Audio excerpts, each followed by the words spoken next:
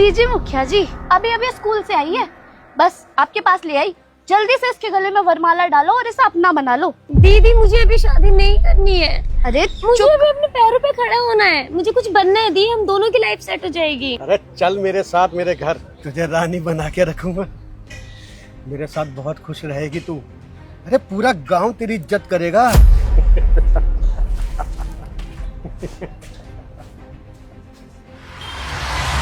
अरे प्रिया, अरे तुम कब आए शहर से? वो क्या है ना कि मेरी ना 12वीं मैंने क्रैक कर ली है, तो इसलिए मिठाई लाया था।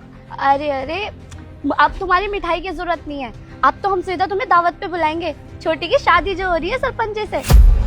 प्रिया तू पागल हो गई है, छुटकी की शादी सरपंच जी से करा रही है। अरे वो अभी नाबालिग है।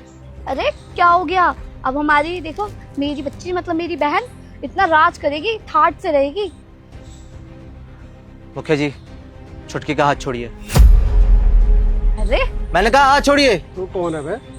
जानता मैं कौन हूँ?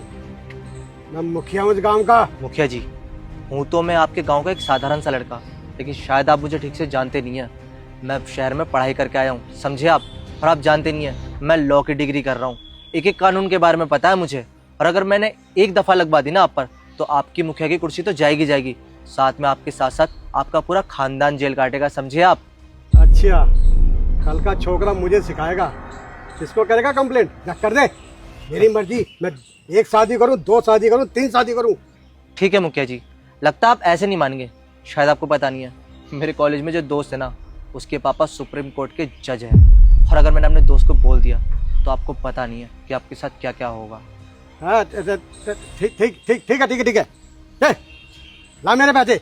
जब मैं शादी नहीं कर रहा तो पैसे किस बात का दूं तुझे? अब तू भी ले, चल। और प्रिया तुझे तो कम से कम शर्म आनी चाहिए। अरे ये तेरी छोटी बहन है, अभी नाबालिग है, पढ़ाई लिखाई की उम्र में, तो उसकी शादी कराने चली है, वो भी एक अधेड़ उम्र के इंसान से। तुम्हें पता है, मैं उसके भले के लिए कर रही थी। तुम जानते ही क्या हो, माँ बाप के जाने के बाद मैंने उसका सारा खर्चा उठाया है। अब मैं अकेले कितना करूँ? इस झोपड़पट्टी में मैं कितने टाइम तक रखूँ?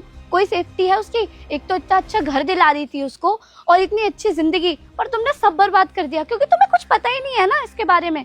अब तुम्हें पता है, उसको फिर से उसी जगह पे सड़ना पड़ेगा। तुम्हें क्या ही पता था माँ बाप के जाने के बाद मैंने उसे कैसे पाला है। हाँ हाँ ठीक है भाई, तू राजपाट तो जब करेगी ना, जब तू बाहर रहेगी, तेरी राजपाट ना तेरा जेल में कटेगा, समझी तू? पुलिस में कंप्लेंट? नहीं नहीं, मुझे माफ कर दो, मैं ऐसा कुछ नहीं करूंगी।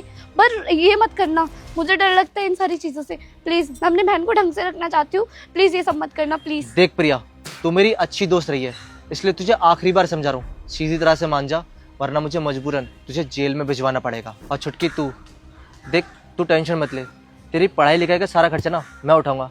तो एक काम कर, साथ मेरे घर चल, मेरी मम्मी तेरा अच्छे से ख्याल रखेंगी। थैंक यू भैया, आपने मुझे आज बचा लिया, नहीं तो दीदी तो आज मुझे उस मुखिया के हवाले ही कर रही थी। आज आपने मेरी लाइफ बचा ली। ये तो मेरा फर्ज है। ठीक है, अब तू मेरे साथ चल।